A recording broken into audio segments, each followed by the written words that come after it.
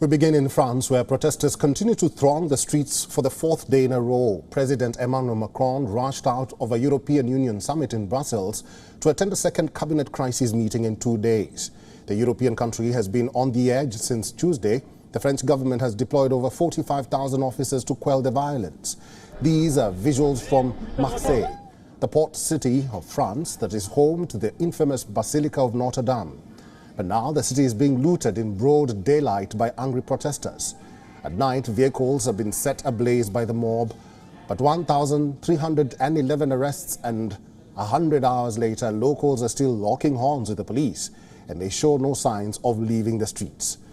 But behind all this chaos is a quiet, mourning family of 17-year-old Nahel M. The teenager was shot by the police on June 27th at a traffic stop in Paris suburb of Nanterre. Nahel M subsequently died from his wounds, and the horrifying incident was caught on tape. These are the latest visuals from Nanterre. Locals have gathered in large numbers at the victim's funeral to pay their respects and bid farewell. Nahel M was of Algerian and Moroccan descent, and his identity has triggered protest by angry mobs across the country. Voilà, c'est des choses qui arrivent quand on est d'origine étrangère, quand on est français d'origine étrangère. Ils ne nous considèrent pas comme des Français, mais ils regardent que notre couleur de peau, de là où on vient. Pourtant, on est né en France, on est français. Et quand bien même, on n'a pas le droit de tuer quelqu'un sans raison. Donc voilà, le racisme dans la police tue. Et ils sont beaucoup trop nombreux à courir après l'extrême droite et à avoir ces idées-là. Donc ouais, stop. Over 16 cities in France are reeling under violent clashes. Dijon, Lyon, Marseille, Roubaix and Bordeaux, to name a few. The French capital Paris, 4 major suburbs including Aubervilliers in Nanterre, which is ground zero of the tragedy, Clermont in the southwest of Paris, and Saint-Germain are majorly impacted areas. The fatal police shooting in France has reignited a long-standing problem of police violence and racism. However, leaders including Macron have denied that there is systemic racism inside French law enforcement agencies. Meanwhile, the president has called on parents to keep the young demonstrators off the streets. Given the dire situation in France, Macron has also cancelled his diplomatic trip to Germany, which would have been the first state visit by a French president in 23 years.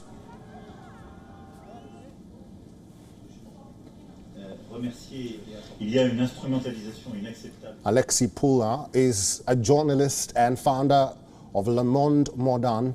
He's joining us live from Paris. Alexis, good to see you and welcome to the program. Thank you. The French president held a second cabinet crisis meeting following the widespread riots. Do we have details or information of what was agreed to in the meeting? Not really. I mean, what we know so far is that there will be curfew in about 20 to 30 cities in France tonight, starting from 9 p.m.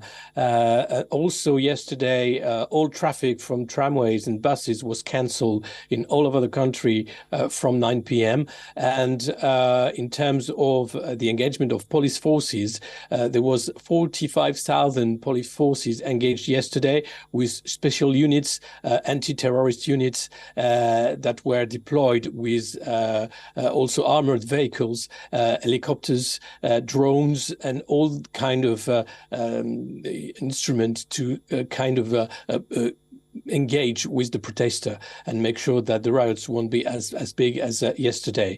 What we've seen in France during the past 3 days was rioters attacking police stations, attacking town halls, attacking public offices, also schools, and of course looting some stores like Nike and other stores that are in Paris and everywhere in the world. But it has been widespread all over the country. It started in Paris, in the Paris area, but now it's in, as you said, in south of France, in the east, in the north. It's pretty much everywhere. And the executive power is trying to react with as much police forces as possible on the streets while trying to avoid any more drama like the one that led to the death of the young Nahel.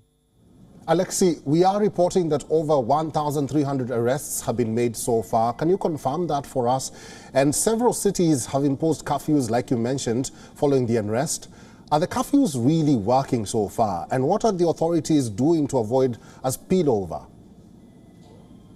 Well, yes, there was thousands of arrests, and the Justice Department is trying to judge on the spot these rioters and make sure they got immediate justice.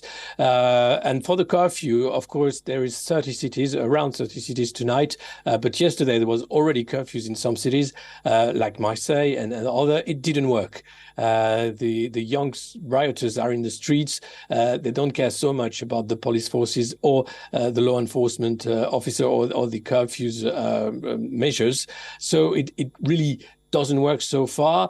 What the French government has done also is trying to ban any image of violence on social networks in France, being TikTok, Twitter, Facebook, Snapchat, and all the social networks used by these young people. They are being censored right now to avoid the image of violence and avoid the regroupment of these youngsters at night. So it didn't work yesterday, it didn't work the day before. Will it work tonight? We'll see. But right now, the situation is pretty blurry, and the executive is unseen on TV or radio. We had the Minister of the Interior, Gérald Darmanin, who spoke yesterday on the main French TV news, but today no official took the microphone or spoke in front of a camera or made any official announcement. Emmanuel Macron is nowhere to be seen. He cancelled his trip to Germany, but it looks like they are waiting for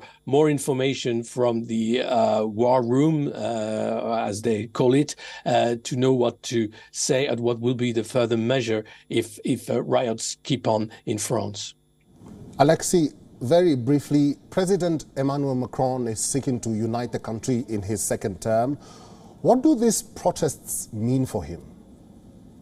I think they mean that his policy is not working because France has been under a lot of unrest since he's been re-elected. And even before, we had the Yellow Vest movement. Then there was the pension reform where the French people went in the street. And now with this death of young Niall, the suburbs are also going in the street. So it means that pretty much every part of the society is on fire. There is something that is not going well in France. There is violence. There is also a fear about the inflation and the economic state of the country. And President Macron has not answered up to what the French were expected. All right, I've been talking to journalist and founder of Le Monde Modern. His name is Alexi Poulner. Alexi, thank you for talking to WION The World is One today. Thank you.